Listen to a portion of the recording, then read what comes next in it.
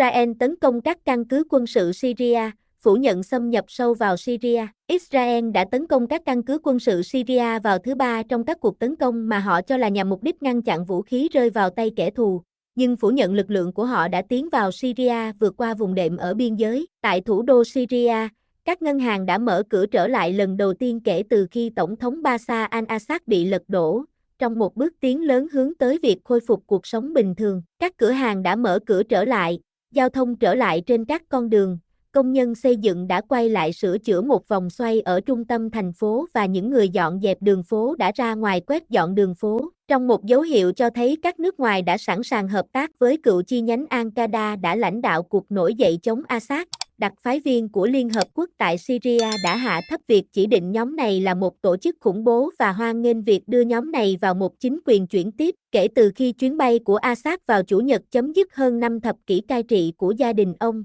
Quân đội Israel đã di chuyển vào một khu phi quân sự bên trong Syria được thành lập sau cuộc chiến năm 1973. Israel gọi cuộc xâm nhập này là một biện pháp tạm thời để đảm bảo an ninh biên giới. Ba nguồn tin an ninh cho biết hôm thứ Ba rằng quân đội Israel đã tiến xa hơn khu phi quân sự. Một nguồn tin Syria cho biết họ đã đến thị trấn Katana, cách vùng đệm vài km/dặm về phía đông và chỉ cách sân bay Damascus một đoạn lái xe ngắn. Nhưng một phát ngôn viên quân đội Israel cho biết quân đội vẫn chưa rời khỏi khu phi quân sự. Các báo cáo lan truyền trên phương tiện truyền thông về việc xe tăng Israel được cho là tiến về Damascus là sai sự thật. Quân đội IDF đang đồn trú trong vùng đệm, như đã nêu trong quá khứ. Một quan chức của lực lượng phòng vệ Israel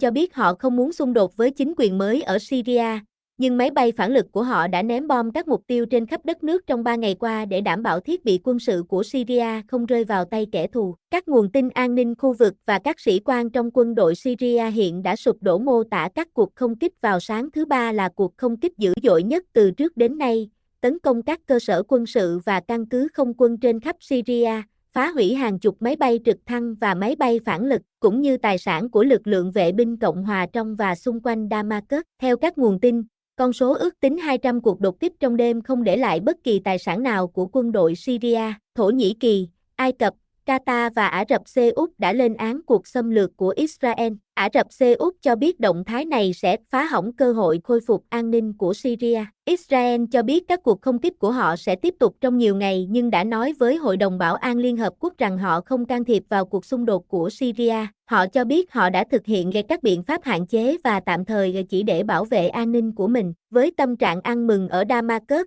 Thủ tướng của Assad, Mohammed Jalali, đã đồng ý trao quyền lực cho chính phủ cứu rỗi, một chính quyền trước đây có trụ sở tại một vùng lãnh thổ do phiến quân chiếm giữ ở phía tây bắc Syria. Việc tái thiết Syria sẽ là một nhiệm vụ to lớn sau 13 năm nội chiến khiến hàng trăm nghìn người thiệt mạng. Các thành phố đã bị ném bom đến mức đổ nát, nhiều vùng nông thôn bị bỏ hoang. Nền kinh tế còn sót lại đã bị khoét rỗng bởi các lệnh trừng phạt quốc tế và hàng triệu người tị nạn vẫn sống trong các trại tị nạn sau một trong những cuộc di dời lớn nhất thời hiện đại. Chỉ huy phiến quân chính Ahmed Ansara, còn được gọi là Abu Mohammed al-Golani, đã gặp Jalali và Phó Tổng thống Faisal Mekdad vào thứ Hai để thảo luận về chính phủ chuyển tiếp. Jalali cho biết việc chuyển giao có thể mất nhiều ngày để thực hiện. Nhóm Hayat Tahrir al-Sham, HTS, của Golani từng là chi nhánh của Al-Qaeda tại Syria và đã bị các quốc gia và tổ chức bao gồm Liên Hợp Quốc, Hoa Kỳ, EU và Thổ Nhĩ Kỳ chỉ định là một tổ chức khủng bố. Nhưng trong những năm gần đây,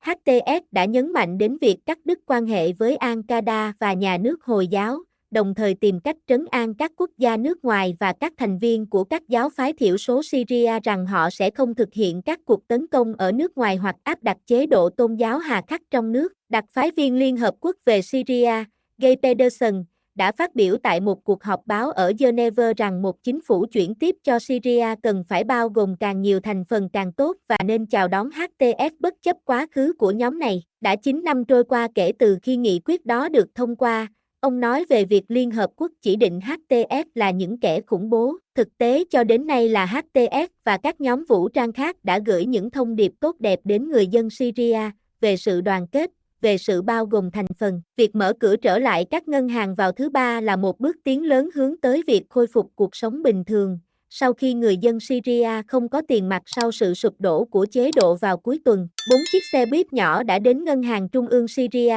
với các nhân viên xuống xe và đi bộ vào tòa nhà cho ngày làm việc đầu tiên của họ kể từ khi Assad sụp đổ. Đó là một ca làm việc mới, một ngày mới, một năm mới, một cuộc sống mới, Sumera Al-Muki cho biết.